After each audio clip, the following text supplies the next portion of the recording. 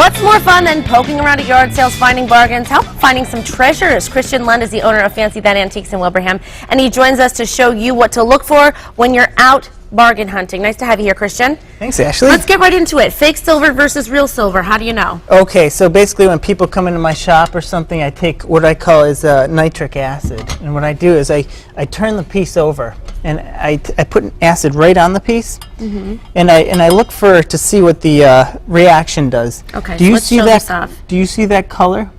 Let's make sure the camera. Yes, of course. Okay. See it right there. It turns, So the turns camera, like aqua. Yeah, an aqua color. So that means run for the hills. That means this is brass. Okay, it's not going to so explode. it's silver plated.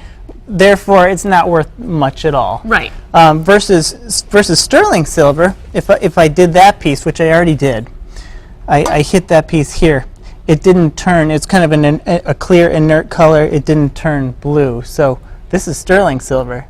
And so now, if this teapot was sterling silver, we're talking about maybe $300-400, but it's silver plate, so maybe $3 or $4. So if you don't want to bring the acid to a tag sale and put it on everyone's silver items. Probably not. Buy something when you go home. Try it, see what happens, and you may find a treasure. Yeah, a lot of pieces are not even marked. So, nitric acid is a great way the acid doesn't lie. Right, Yeah. exactly. Now let's talk about knockoffs versus actual real vintage or antique items. Something like this up front, there's a lot of things that are trendy that are not actually real antiques. Yeah, so down below here we see the feature presentation way down below.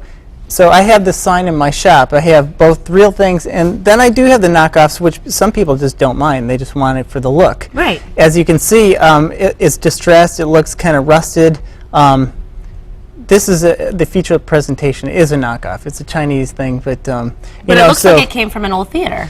Right, it does, exactly. So maybe something for $30-40 like that versus $300 or $400 for a real one. That's a testament that it's older. Right, exactly. Now tell me what's in this framed, this frame right here, Okay, which is a Bill of Rights. so this frame came into the shop. Somebody brought it in last week, and they found it in a wall in a local home in Wilbraham. And now I'm a pro, and I can't even tell on this one. This one I'd have to bring to some specialist that does antique paper, which is called ephemera.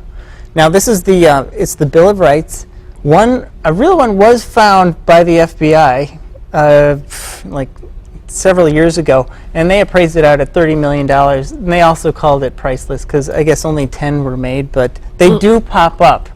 Christian, you got to get that checked out. Yeah, I got to check that out. You never know what you have. You never know. Oh my gosh, and that's the thing. Is you don't always know everything, but you have to bring it to a specialist to see what it is worth. But when we are shopping at yard sales, this is obviously really your time of year where you love to get out and see what people have out in their driveways, right? And what are some tips that you have for when people are out there? Well, when I look for something, I look at a piece. Now, if I want to know if it's old, I look under the piece. I want to look for wear. I want to see for scratches. I want to see, it's been put down 200 times over the years. I look for wear. I look for any marks or stamps, like on a sterling piece would say 925. That means it's sterling silver. Or the word sterling means it's the real deal.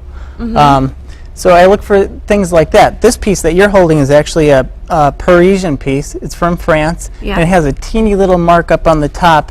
I can't see it here, but it's a teeny little, it's a woman's head actually right here. Oh yeah. And that means it's sterling silver.